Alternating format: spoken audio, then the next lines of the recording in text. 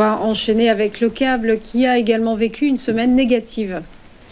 Oui, alors à la faveur évidemment de ce qui se passe sur l'euro-dollar, le câble, c'est-à-dire GBP-USD, est corrélé un petit peu à la manière de ce qui se passe sur euro-USD.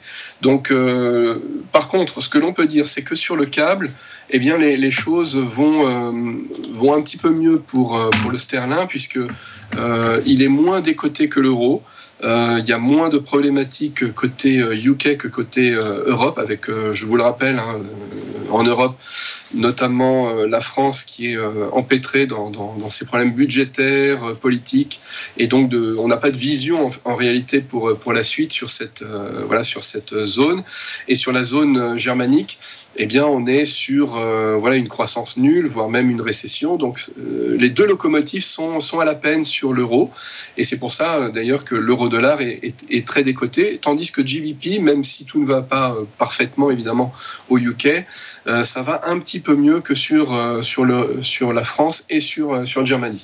Donc on est sur un GBP-USD évidemment de fond qui baisse parce que c'est au profit du dollar américain qui s'apprécie, mais on a des bornes, vous voyez, qui sont peu ramassées, plus petites. En réalité, on a moins de volatilité sur GBP-USD désormais, alors que souvent c'est l'inverse. C'est plus de volatilité sur le sterling que sur l'euro, et ces derniers temps c'est plutôt l'inverse. Donc là on s'est arrêté à 1,2485.